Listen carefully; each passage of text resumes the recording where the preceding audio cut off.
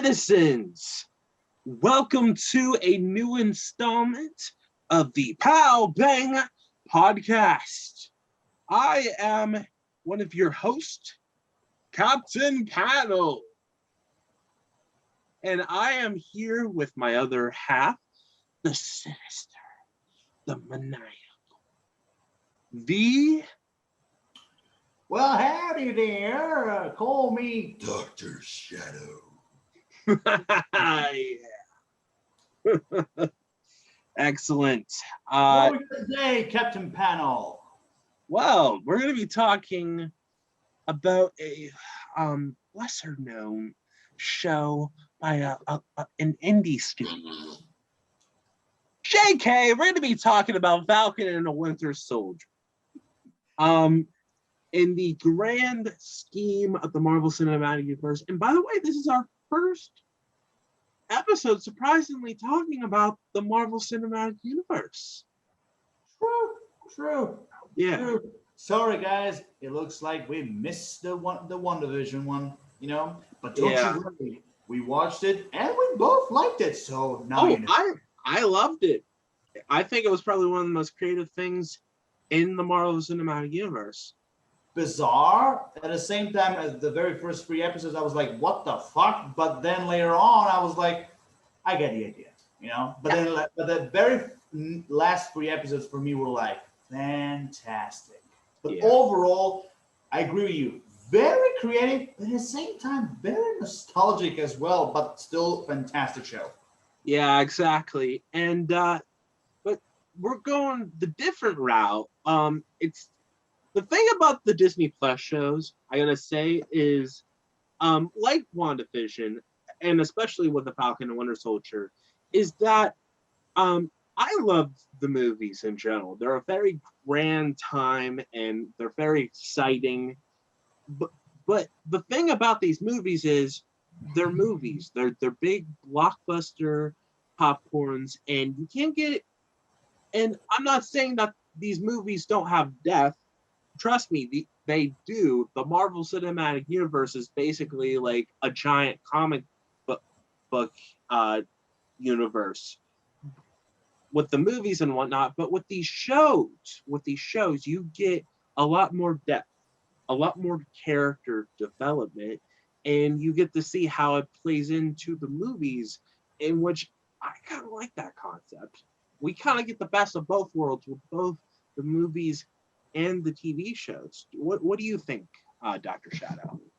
Like, honestly, I'm here with you as well. Like every single MCU movie that I've watched, like I love every single one of them equally. Although I will say Infinity War, I love actually way more. Yeah. Oh, is that your favorite? Well, please forgive me. Infinity War and Endgame. I love those two the most. But overall, I agree with you. Like, they're really fantastic movies. But the Disney Plus TV shows, all the way from WandaVision, first and foremost, like I was actually kind of surprised that Kevin Feige actually went that direction. Like, you thought like, okay, movies moving forward, and that's it. But then no, we have TV shows, and I will tell you this. I agree with you. It is a really great idea, especially when it comes to expanding storytelling and character progression. Like, it's really, really good. And what the Falcon Winter Soldier did, fantastic. Magnifique. Yeah, exactly. And I also gotta say that it seems like these shows are giving an opportunity for characters that haven't had much of an opportunity to shine. Specifically, not shine. They definitely have shine in their own specific way, but they give a little more depth. Like WandaVision had Wanda Maximoff, Scarlet Witch, and the Vision, and kind of see where they went and kind of had their own little arc. And the same thing with the Falcon and Winter Soldier. With by the way, there's going to be spoilers in this podcast, as always. So please, if you haven't watched it, and it's been out for a month, so please just go watch it, or like literally get your own Disney Plus account, or look it up on the internet, or bum it off of a friend, do whatever, and then come back and watch us.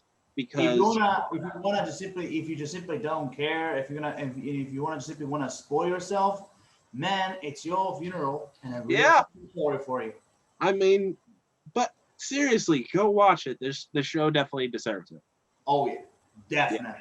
yeah, but Sam Wilson, aka the Falcon, aka the new Captain America, and um James Buchanan Barnes, or Bucky, Mm. aka the The Winter Winter Soldier, Soldier, aka the White Wolf. White Wolf. Yeah. Oh yeah. And so you get to see these characters that they're this where you see them more as like supporting characters for Cap, and the fact that you get to see him shine a little bit more in this and just kind of see their character arcs is honestly very amazing. I agree. Oh my god! Like I in this show, I fucking love the buddy cop relationship between those two. Like that for me is like, I mean, there's so many things for me that shine in the show, but seeing those two bickering and working together and all the jokes and humorous elements they brought with themselves is just simply like fantastic. Like, like their chemistry is just simply like funny but great. Oh my Yeah. god. Oh, exactly. And the thing about it too is that they're like that in general, especially Anthony Mackie. He's very comedic. Like he seems like he would be a very likable person to be around. To have him in that position is just honestly amazing. And like you said, their chemistry, like it's like every time like they quipped at each other and whatnot, like I've always had a chuckle, like, and just I'm so glad to have them on there, and I hope I get to see more from them. I agree. I definitely agree with you. I mean, like, there's, there, like I mentioned before, like, there's so much more, but their relationship is like definitely one of the top three things I love. Also, not to mention, we got a return of a like few of the very interesting characters that we actually didn't see for a long time. Actually, more precisely, three of them actually, but the one that I really want to talk about, I mean, we can talk about it a little bit later if you want, but one of them is Baron Zemo. And oh my god, let me tell you guys, he shines in this movie, in this TV series. Well, it Yeah, kind of feels in like a this movie, show. okay? It kind of feels like a movie, okay? It Yeah, feels like a movie. With the budget, the costumes, the story, it feels like a movie, okay? But well, that's what these shows do in general. exactly. But let me tell you, like I said, he bloody shines in this series. He is fantastic from like his like cameo appearance in season is in episode 2 all the way till the end. Like I always butcher this actor's last name, but Daniel Bruhl, he is fantastic.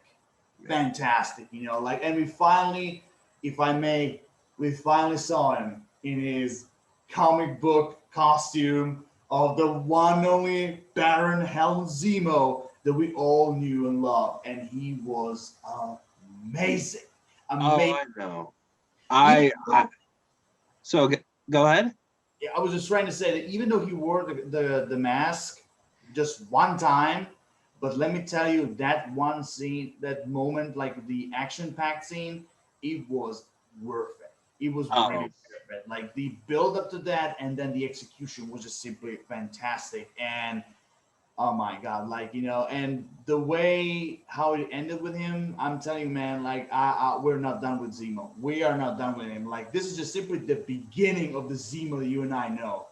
yeah. Oh, for sure. And I gotta tell you, I'm one of the very few people that actually loved Simo in Civil War. Some people say it was unnecessary. I think it kind of made made the movie the way it was, Mm-hmm. to have him kind of be the driving force in this, in the see his like kind of this dive into madness, and to kind of see him, you know, like you never know where he's gonna go in this show.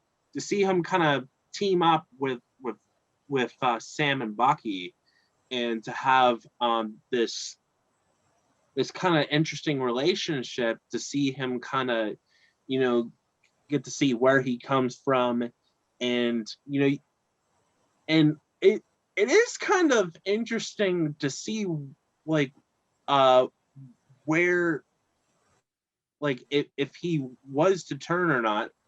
He didn't though, which I mean it is like a little bit like, okay, like were they supposed to do that at one point? But I mean still it was like kind of cool to see him just be at terms with what he did and whatnot. And um like you said, Daniel Bruhl just makes this.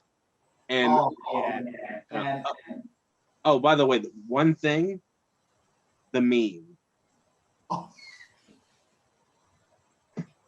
boom, boom, boom, boom. I have seen the 1 hour video of like him like dancing, and oh my god, Honestly, I could watch that all day. It is so entertaining. when My I friend and I, like, I didn't even discover it on the internet. Like at first, we literally just watched that, and then we're like, okay, this has potential to be a meme. Next thing you know, bam, it's a meme.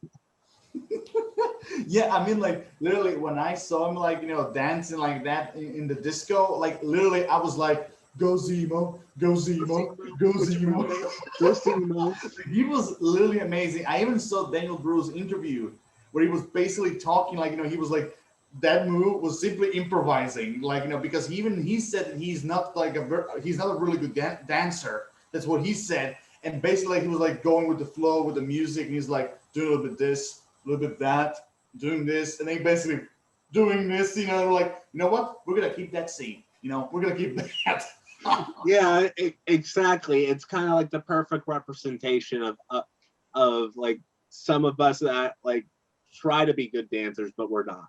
Yeah, and going back to Helmut Zemo from the Civil War, I'm with you. Like, I'm also one of the people actually who really liked Helmut Zemo as a villain. For me personally, the only thing I didn't like was, it was missing his iconic costume. Yeah, exactly. That was his origin though. Yeah, because I've seen the concept arts they did for Zemo for Civil War, and at first actually they wanted him to use the costume, and actually they wanted him to have more like a military look. But seeing, when you just simply see Civil War on its own, outside the Falcon Winter Soldier, when you see that, you think like, like okay, if that's their interpretation of Zemo, okay, fine, like whatever. But when you see the Falcon Winter Soldier now, and the costume, the build up to it, the mask, like I'm like, it's so worth it. Like the way how they build it up, like it was super amazing. And I agree with you. That was like basically his origin story. And the reason why I love, even though I heard as well that a lot of people thought that was completely unnecessary, but the one thing I love is that what actually makes Helmut Zemo such a worthy opponent, not just simply to Captain America, primarily to Captain America, but also the Avengers as well. Because Baron Zemo, Helmut Zemo, because by the way, if you don't know, in the Marvel Comics, there are two Baron Zemos. There's Heinrich Zemo and there's Helmut Zemo. The ones we're talking about is Helmut Zemo.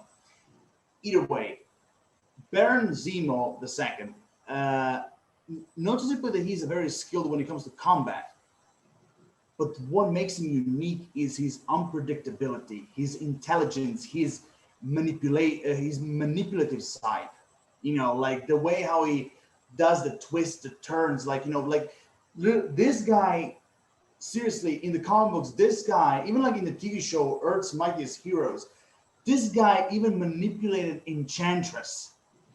Like, and she's basically an Asgardian god, and he manipulated her in the TV show. I mean, and in the comic books, like he manipulates so many different people. Like if we have to categorize Zemo, he's basically a criminal mastermind.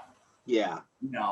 And even though I will say this, I love him, the fights and the guns, but I was like, the only thing that's missing is his iconic sword.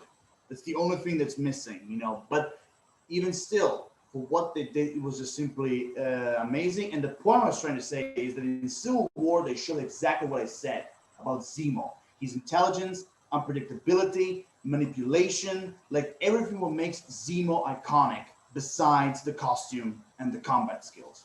Yeah, exactly. Like I said before, basically kind of ties into this character and makes it even greater. Oh yeah.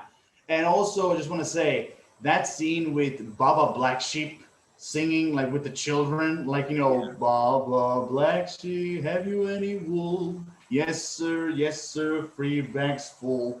Like one for the master, one for the dame, one for the little girl who lives down the lane. Like and like Falcon and Winter Soldier. I mean, I prefer to call them like that. I know they have names, but I prefer to call them like that. Like I know, like they were trying to get information about the Flag Smashers, like, and they were failing, both of them. And Helmut Zemo walking towards the children with Turkish delight in his pockets, and he's like, he got the information like that, like nothing. And the one thing I love is that you see those two people, they're very bad, not to be trusted. Like Donya Madani is a little secret. Like I was like, oh my god, I love this guy. Like he's so great. And the way how he escaped the Tar Milaje, if I pronounce correctly. Dora Right? Milaje, yeah. Yeah, you got it. Dar Milaje, like the way how he escaped them through through the bathroom. That was great. And can we both agree that send-off scene with the Sokovian Memorial with Winter Soldier and him, that scene was really beautifully filmed. Yeah. And I love the way, not just simply I love their dialogue they had, but also like when he was trying to shoot him, the send-off, like it was just simply great. Oh, I love that absolutely. scene. Yeah. This show really went deep into Zemo's character, and I'm really curious to see, about his future, But overall, for what we got, it was just simply a fantastic, not ending, but for me, a fantastic start, new start. Yeah, exactly. And speaking of, some more supporting characters, I would like to go back to the Falcon and the Winter Soldier, Sam Mhm. and Bucky later. But if we're just going down the line real quick, I gotta say an interesting character that also kind of counts as somewhat of a villain, but also, someone on their side, be Sharon Carter, which we now learn is the power broker. Yeah, and I will tell you this: you and I, you remember when you and I were making theories about the TV series before even the premiere? We were making theories, and one was about Zemo being the villain, and we were so wrong. We were so wrong. We were so wrong. We were making theories about the power broker as well, and we were so, we were so wrong thinking that the power broker would be like its own character. But I will tell you this.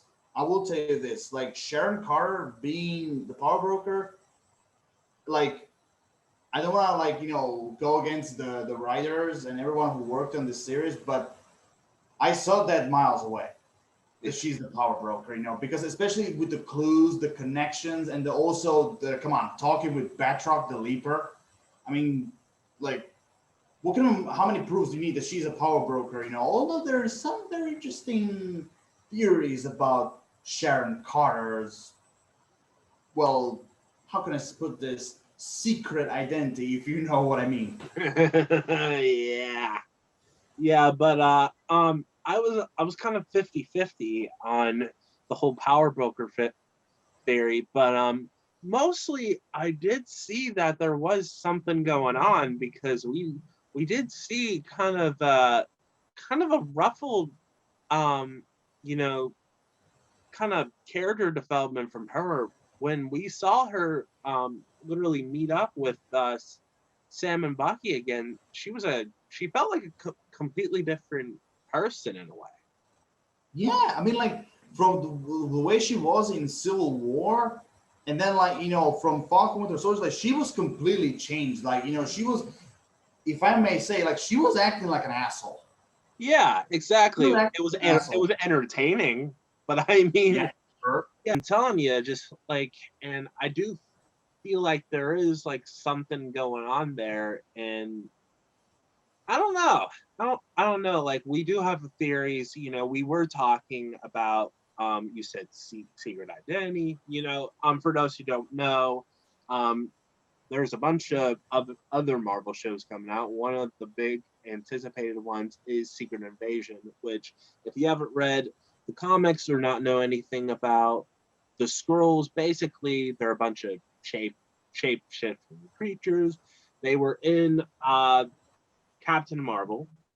If you know that movie, you were kind of surprised of like the twist, but then we could see something a little more sinister coming their way. So Yeah, to tie into everything.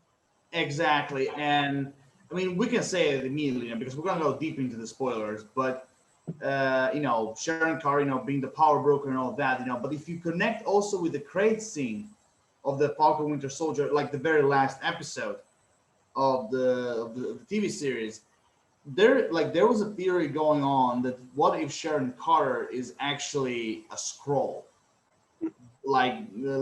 because think about it, from WandaVision, from that crate scene, like you at first you think like it's all going down to like Captain Marvel 2, but it actually is going down to Secret Invasion, actually, and also like even I have a feeling that even the Falcon Winter Soldier, that crate scene with Sharon Carr, after she was pardoned, like it makes me feel like like maybe she's a Skrull, I don't know, but because Secret Invasion in the comic book version, I mean, Secret Invasion is for me personally, one of the most interesting and really, really well done like storytelling I've ever seen in Marvel. Like I really love the story of Secret Invasion, and what they did and how they connected and everything. And even though you and I know, if you read the Secret Invasion, and I think you did, that in Secret Invasion there are some, well, the main characters are actually not in the MCU. Yeah, I did. I know quite about it. I haven't got to that, which I should probably pick it up. But I I mean, mean, oh yeah, like definitely you should. You definitely should. It's a really good story, and like few like really good like twists and turns and revelations. But the main characters, if I may, one of them is Doctor Strange. One of the main heroes. But the other ones, like I think there's Wolverine, Spider Mister. Woman. Hmm? Spider Woman. Yes, Spider Woman, Wolverine, Mr. Fantastic is also a member of the team of the main ones in Secret Invasion, and a bunch of others. But the main ones, like you have so many different characters that are not yet in the MCU. So I'm really curious to see how they're gonna handle Secret Invasion, like this version. Because we do know that Talos. If you don't know, we do know that Talos, played by Ben Mendelsohn, and Nick Fury, Samuel Jackson, they will be in Secret Invasion. So I'm really curious to see where this is going and how they're going to handle it. So either way,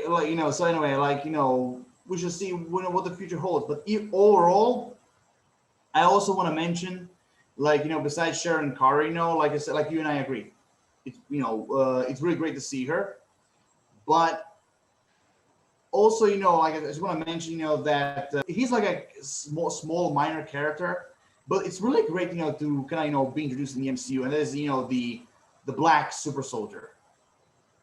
Yeah, exactly. I say it, Bradley. Honestly, his story was so heartbreaking. Oh yeah, oh yeah, because I do remember him from the comics. I do remember him, a little bit, And so, but when I saw it, like when I heard his name, I kind of remembered him a little bit, like from the comics, but the way I agree with you, the way how they handled him in this, like from the story wise, character progression, everything, and the redemption in the end with the statue was like so good. It Oh, was really, really good. And also, and I just want to say, the guy who plays Isaiah Bradley is the same guy who voices Martian Manhunter in Justice League animated TV series. yeah, that's what I heard. Yeah, because from the voice, I was like, like that voice kind of sounds familiar, a little bit. Yeah. But either way, Also, like I love that. And also, one thing I forgot to mention that we forgot to mention actually is I love the touch, not just simply of the post Endgame like stories, but also like the private lives of Bucky and Falcon being explored. yeah, Like exactly. basically And it seeing, does. like basically Well, seeing their by the own. way, I did want to mention one thing. With Isaiah Bradley, his Mhm. son Eli Bradley, who does tie into another MCU show, Young Avengers. Well, Yes. not confirmed, but I think we're 80% sure. I'm 80% sure that it's gonna happen. I think like my guess is I think Young Avengers will be more a movie than a TV show.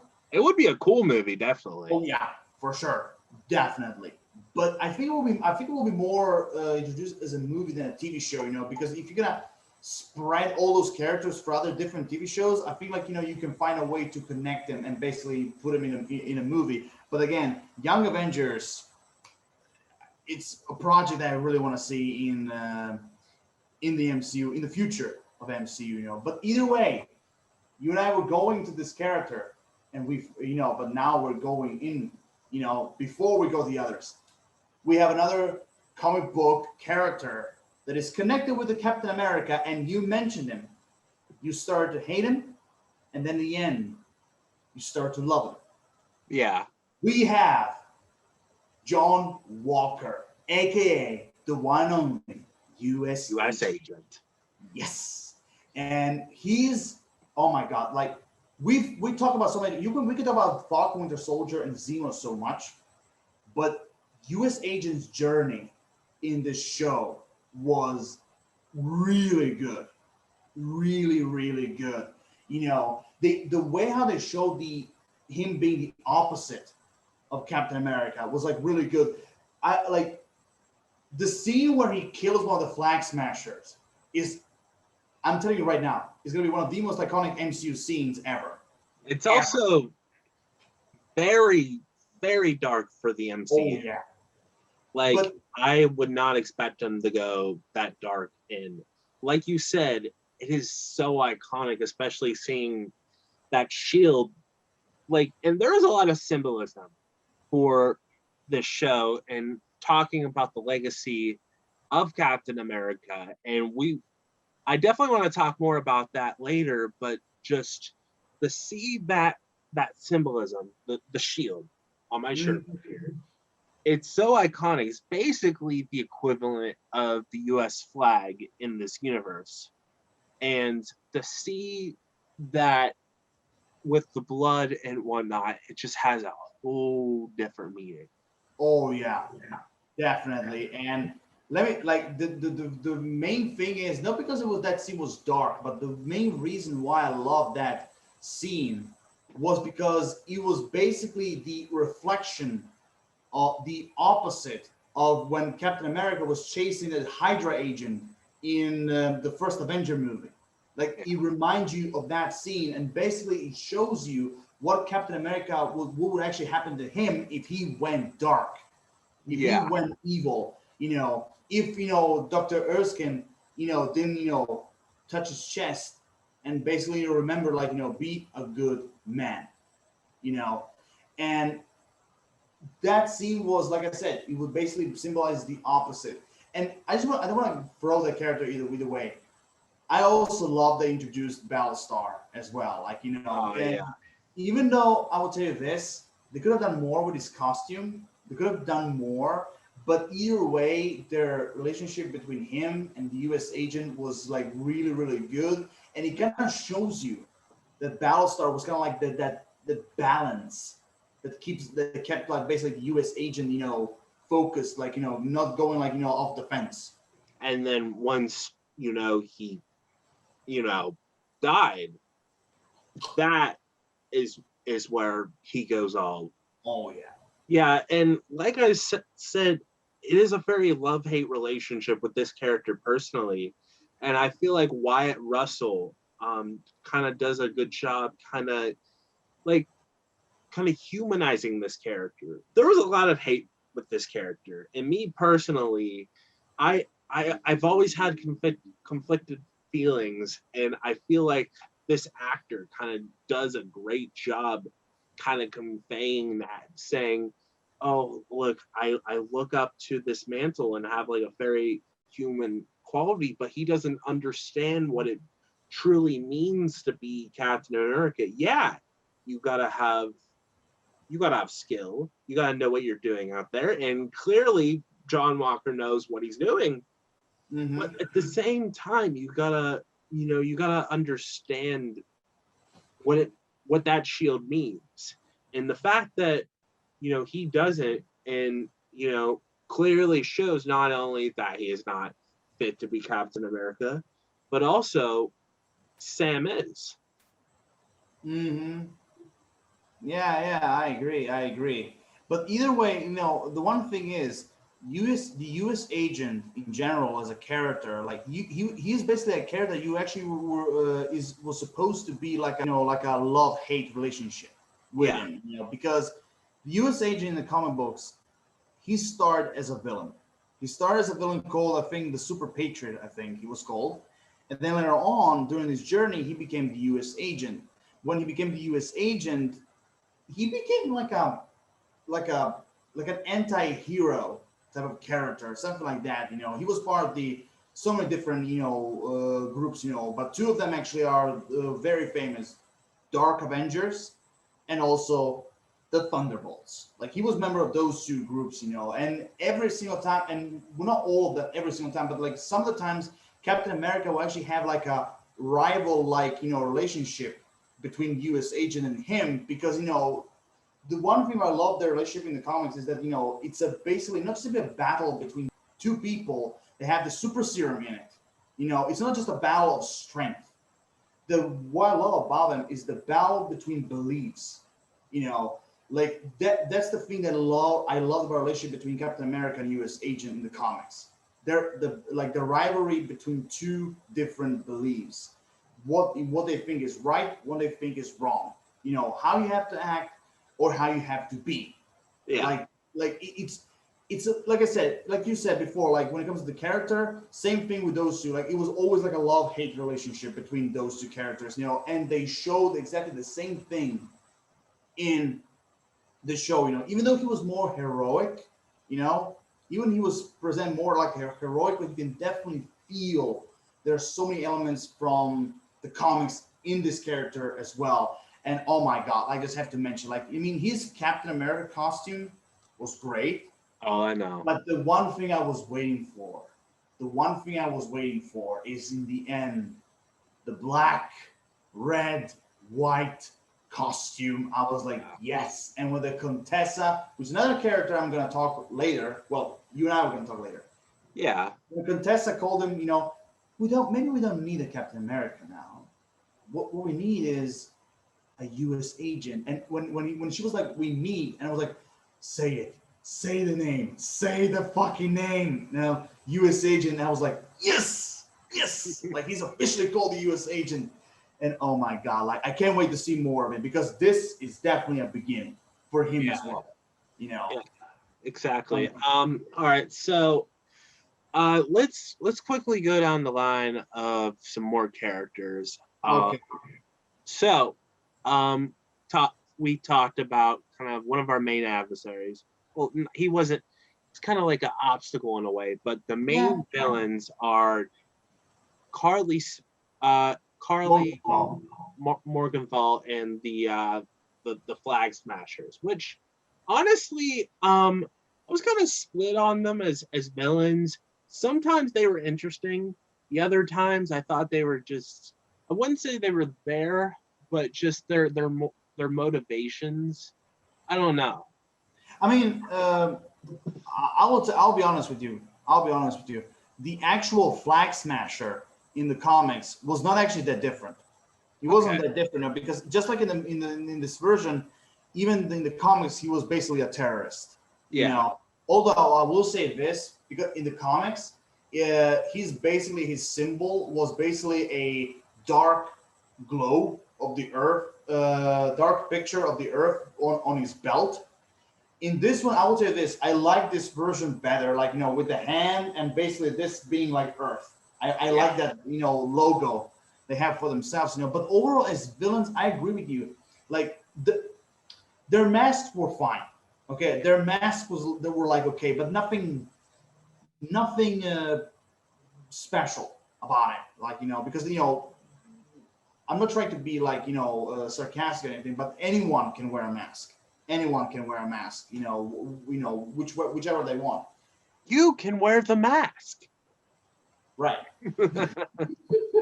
But what even though Carly Morgenthau, she was interesting. She was an interesting character, and I liked her journey. But her presence in the show was, like you said, sometimes felt like they were just there to fill the void. Like they need a villain, and even though the villain was gender swapped, he was gender swapped. But here's the thing: in the comic books, there were 2 or 3 Flag Smashers versions. So who's saying this could be the end of the Flag Smashers? Yeah. Like, okay, maybe we didn't get him this time, but what if the next Flag Smasher is maybe the one from the comics? With the mace as a weapon. Well, maybe not the cowl thing, but maybe maybe dress him a little bit more military. Yeah, But he could have been an actual Flag Smasher with Carly Morganville and whatnot, yeah, and I mean, like taking up the the mantle. Carl Morgenthau was supposed to be like the one who started all this. Yeah. The first Flag Smasher. So in this story, Kevin Feige and the gang, maybe they can make a story where basically this guy took an inspiration from her, and boom, he's the next Flag Smasher. Yeah. Only a little bit more different and One world, one people. But and even though, like I said, the team sometimes felt like they were there to fill the story, but I really like the scenes between Falcon and Carly. Like I really like their conversations, and Carl, and him trying to reason with her, because Yeah, that's the exactly. same thing Captain America would have done. Yeah, exactly. And Sam is definitely a mediator. Yeah, definitely. And this also shows you, which is one of the things that we have to say, is that shows you that why he's worthy of the Captain America title. Yeah. Because the way how the story starts, he gave the shield to the museum of Captain America because he thought he wasn't worthy. Even though Captain America in Endgame chose him personally to be the one to wield it, and like basically he seeing his journey towards like finally embracing it, was extremely fantastic. And the scenes with Carly proves that exact same point. Yeah, exactly. And uh, I am telling you that I was so happy to have Sam pick up that shield. Oh, definitely. And one more thing, what was the actress's name, the one who played Flag Smasher? Um, I know that she was in Solo. yeah. I forget. I'd have to let you know later. But Yeah. um, No, all I was trying to say is that her performance was actually like really convincing. Like oh, it was really good, really good. I oh, applaud her performance. for sure. Yeah, I still remember. But she does have great potential. The actress has great Yeah, potential. So. really great potential, and I really love the conversations she had with her team. Because through those episodes, you can definitely feel that sometimes the team feels that that she is wrong. Like what she's Yeah. doing is extreme. Like Yeah. exaggerating. Like like sometimes like they're with her, But sometimes, for example, when she blew up that building with all the soldiers in it, Yeah. Like this is the only thing those people understand. But you can still feel the guy's like reaction, like, but that's nuts. Like, okay, like this time she went too far. Yeah. Yeah. And I mean, the situation is very complicated because she does have right reasons but does it in the wrong way. True. Yeah. Definitely. And I would say this, the fight between her and Falcon at the end, when she's like, fight me, fight back, fight back. Like, and he doesn't want to. Like, that scene was like, it was great when it comes to action packed. It was really good as a face off, but it was very symbolic and at the same time like very emotional, like not simply the difference between those two beliefs, but at the same time, like you see Falcon trying to find like one side of her, try to reason with her, Yeah. it's trying to convince her like there's a better way to settle this, like it was just simply an emotional battle, and the way how he can't carry her dead body. Like, first and foremost, I just want to tell you, honest to God, like you kind of remind me of when Batman was carrying Joker's body in Arkham City. You kind of remind me of that, but but the feel is like the same. Like, Yeah. Also very like majestic imagery there. Yeah. And yeah, but sorry, go ahead. No, you finish. No, I was just gonna say, just go down the line with more characters like Wakanda. Yeah, Dora Milaje is back. I mean, this is kind of short, because this is actually in a way a little bit kind of short, because they kind of they're kind of like minor characters, but still the role they had was like really interesting. And also, by the way, it is really great, to oh my God, what's her name? The character's name. I forget, but she was in the first. She was in Civil War with the great rest in peace Chadwick Boseman. Yes, like she was like basically. I know that like she was always there as like a cameo. So I'm really happy they kind of extended her role, in it as well. And the one thing I really love her character is the relationship between her and the Winter Soldier. Like, oh my God, like that scene in Wakanda when she was trying to set him free of those commands. Oh my God, like it broke my heart. But at the same time, I was stunned with Sebastian Stan's like performance. I know. Yeah, but like I said, that scene broke my heart. Like, he was trying so hard to like battle those command words, and the way how she said "you're free," I was like, I almost cried. I almost cried. Like, that was such a very emotional scene. But all the way through the relationship, I loved. Like, when they were battling the U.S. agent or in the Zemo's apartment, like, oh my God. U.S. agent's relationship with those like Dara Milaje, oh my God, like Falcon and the Winter Soldier trying to tell him like, you better fight us before you fight them. Like, trust me, you don't want to mess with them. And he's like, we got it wrong for and they just simply beat the shit out of him. Oh my God, like, he kicked his ass so quickly. Yeah. Oh my God, and also I would just simply mention. Oh my God! When Bucky said, "Looking good, John," I was like, that was so funny. I was like, "Oh, I know, just a little banter like that. The little banter like that." Oh my gosh! Yeah. All right. So, how about this? Let's do a little speed round of just like characters. I think we said okay. Well, actually, of all the characters that we had, there's actually only one that we can still talk about. Well, there's a few of them. There's Sarah Wilson, which I say she's a pretty good supporting character. Yeah. She all the members of Sam's like family, like all the members of her family are really interesting characters. And like I mentioned before, I really loved his private life storyline. Yeah. And the struggles that he had especially with her sister. Like, I really love that part, especially because it really gives you like that some real like important life elements in real life. You know, what is happening outside, you know, right now with some, you know, societies, like, you know, like I really love those kind of like, you know, realistic elements when they bring to like a fictional story. I really Yeah, love. exactly. The main element I did want to mention is a lot of it's, like you said, a lot of real world elements, like a lot of geopolitical issues, PTSD with Bucky's character, and the systemic and culture impact of Yeah. racism, Yeah. and the way that just it all shows how like how it can even impact fictional universes, with all these characters and whatnot, and just see like how these characters kind of overcome that and kind of mention it, especially with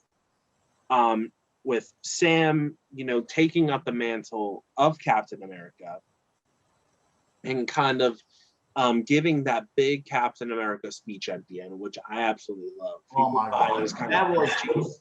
I loved it. Oh yeah, that was a very powerful speech, you know, and I agree with you. Like when I listened to that speech when he finished, I literally fucking applauded when he said that. Like and the thing, not just with this, the words, but like the way how the politicians were listening to him, Yeah. how everyone was listening to him, like oh my God, like it was it was such an inspirational, powerful speech, you know, that even Captain America, the real one, like would have been proud. Oh, I know. What he said. Wherever he is in the MCU, like Oh, yeah. he would literally be giving up. Yeah, and can we just simply acknowledge the elephant in the room? I mean, the costume of the new costume of Falcon is like I've always loved that costume. It is a piece of art. Like it's know. straight up from the comics. Yeah, exactly. Like I was wondering like if they were going to be able to do that, and the fact that it's literally ripped out with literally like a few modifications there, and I love how it ties into Wakanda and whatnot. And I just gotta say that literally the shield, the vibranium from Wakanda, the fact that it that and his suit is like kind of ties into not only that the MCU is kind of larger, and specifically Wakanda is now playing a huge role, but shows kind of, what Captain America truly means, you know, shows America as a melting pot, and shows that different values make America and different values make Captain America. Oh yeah, oh I agree with you 100% with all of that. Oof. Yeah, and also you speaking of characters, can we also mention the soldier who's gonna be just like in the comics the next Falcon? Joaquin Torres. Yes. Yeah, I really liked him, and I was like, apparently he was supposed to have a bigger arc in this, which it's kind of a shame. I do like wish to see him. We'll probably have him in Cap 4. I would love to see him work side by side with Sam Wilson. I have a feeling that not only Bucky will be in it as well, definitely. Yeah. But I have a feeling that movie will serve for Torres as like his origin story of like how he finally became the Falcon, and I have a feeling that he could also be part of the Young Avengers as well. He's a little too old to be a young Avenger, but I mean, he could maybe be an advisor or something like that. Oh, definitely. Yeah. And there's another character I want to talk about. There are two characters. One I will say very quickly. I was really happy to see Batroc the Leaper back. Oh yeah, before we actually started the podcast today, I did watch a little bit of the first episode just to kind of prepare, and I love Batroc. Like I loved his little scene in The Winter Soldier and to kind of see, he is definitely a supporting villain in the MCU, which I would love to see as much of him as we possibly can. Although we won't. Yeah, well, probably like him there and there in the MCU, just doing like kind of petty, like kind of militaristic crimes. Well, you know that Batroc is now dead. Oh, oh, forgot about that. You remember the shootout between Carly, Sharon, and Batroc? Crap. Oh well. Well, sadly, everyone in the world, Marvel fans, Batroc the Leaper is no more. Yeah, But I remember that now. Either way, that battle, that final battle between Falcon and him, that was like worth the wait. Like that was a really nice battle. Oh, exactly. I absolutely love the action in Oh, this.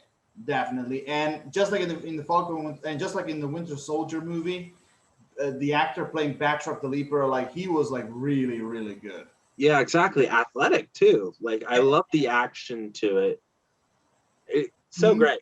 Really. Oh yeah. Yeah, so great. Yeah, and now there was a you and I were talking about it. Everyone was talking about this surprising cameo that appears in the show. Is I always have a problem saying her full name, so I basically think it's call her Alexandra Onissa Cortez. her name. Her name is very difficult to pronounce because it's a very long name. Okay, Contessa Valentina Allegra de Fontaine. I was completely wrong. Yeah. Now, when she said, by the way, Julia Louis-Dreyfus playing her, Yeah. that was a nice touch. Oh, I know. That was a nice touch. She's more of a comedic actor, so yeah. it was definitely nice to see her in there. Yeah, but when I saw, because when she said her full name, I was like, Jesus Christ, that name ring a bell. Like I heard her somewhere before, and then I realized, oh my God, she's Madam Hydra. She's Madam Hydra. Like Madam Hydra is a title that was like carried on by many different characters in Marvel, but she's like one of the more famous ones, and she is involved with the Thunderbolts, and her appearing here, I was like, oh my God! Like when I realized who she is, I was like, oh my God! Like we're gonna see the Thunderbolts. We're gonna see the Thunderbolts, and the U.S. agent is gonna be like the first member. Oh my God! And because spoiler, if you guys don't know this, but the Contessa, it's easier for me to say this. The Contessa is gonna appear in Black Widow as well. And I already have an idea who her new recruits could be. Will you say it? What's your right? We'll never know. Well, I do have two candidates. Go ahead. Yelena Belova, and 2, the Taskmaster. Oh yeah. Oh my God! Like I will tell you, her cameo appearances were like really precious. I mean, the Contessa always was this kind of like villainous character with like a snobbish smirk. But the way how Julia Dreyfus portrayed her with that comedic elements, it makes her character like way more interesting. Because the Contessa, if I remember her character correctly in the comics, like I said, she was basically like this aristocratic snob. Yeah. And the way how Julia Dreyfus portrayed it, like I said, for me was like brings this character to a totally new, different level, And I'm telling you, man, this is the beginning of the Thunderbolts formation. I'm telling you. Exactly. Yeah, but overall with this show, what are your overall thoughts? Overall thoughts, loved it. Loved the characters, the villains, the action-packed sequences were just simply amazing all the way from the first episode to the battle on the trucks to like the finale. Like it was so action packed. Love the effects. The choreography was great. Everyone did a great job. The only flaws I have for the show, honestly, the only flaw I have as a fan, one, we didn't have too much of Zemo's mask, and number two, number two, it was for me, it was too short. I wanted to be a little bit longer. Yeah, exactly. Like like you said, I absolutely loved it too. It at times I felt like it did drag just a bit, but once you kind of see the overall picture, I I did really love it. There's a lot like there is a lot of real world implications in this, and the fact that it kind of ties into something, uh with superheroes and the MCU, kind of sees that this universe, it has a lot more layers to it, just gives it more of an oomph. And to have like these lesser known characters, well, not lesser known, but to have these supporting characters, which would be Sam Wilson, Falcon, and like we said, Captain America, which honestly, like I said, great, great introduction to the new mantle. Well, to the predecessor. Well, not the predecessor. The what do you call it? You mean the successor? Successor, exactly. And to have his relationship with another great character, which would be James Buchanan Barnes, aka Winter Soldier and the White Wolf, and just to have these characters interacting and just into this overall, this overall story and whatnot. I'm just excited to see it, like where these characters go from now, and I just had a blast, and I love the Marvel Disney Plus shows so far, and I am so excited to see what they can do with it, because obviously we're gonna have a treat, and Oh, we're gonna yeah. be talking more about it. Mhm. And But before we finish this, I just want to ask you two quick questions. go ahead. One, do you think we will see Winter Soldier embracing the White Wolf code name and maybe a new design of his costume? Who knows? Okay. Second question. Since we both can agree the Thunderbolts are coming, how do you think we will see them? As a movie or as a TV series? Probably a TV series. For me personally, on the fence, I'm like 50-50, because, whatever version they want to show them, just simply show me the Thunderbolts. That's all Yeah. I'm asking. And my theory is Baron Zemo, I think, will be part of it. I think he will be part of it. Oh, for sure. Before we go, we would like to thank everybody for checking us out, as always. Make sure you check us out on the Pop Perch Network. Um, well, that's my channel. I'm kind of the headmaster of it. My YouTube channel, the Facebook page, Instagram. I might be trying out a Twitter soon. Who knows? I've been saying that forever. But I mean, follow Alan, aka Dr. Shadow, on like him on Facebook. Subscribe to his YouTube channel. And you have an Instagram, but not for Dr. Shadow, right? I mean, for Lord Shadows. Okay. And also, we wanted to give we wanted to talk about maybe one more project, but I've been wanting to do this for a while, but I'd like to give a special shout out to our editor, uh, Trevor, or TK Kerr. We would like to thank you for your help on this and on these videos. We've loved working with you, and we would love to have you on the show soon. And we also have a few more projects lined up, like we plan on doing an animation podcast, and we also have some stuff lined up for the McConkey Chit Chat, and as well as an upcoming Marvel-centric podcast. Before we're going to be talking about Loki, but we're also going to be talking about Black Widow. But in between that, special podcast with a panel. You'll see what it is. Oh yeah, be ready for a really big, challenging surprise. So overall, guys. Oh, sorry. You want to say the send off or? Go ahead. Oh, right then. So everyone, thank you for watching the Pop Purge. And enjoying basically this pleasant evening of us. Just simply geeking out like we always do. So overall, comment, subscribe. I mean, you have been on YouTube for like many years, so you already know the routine. Yeah, pretty much. Dr. Shadow signing off. Captain Panel here. Thank you for watching. See you later.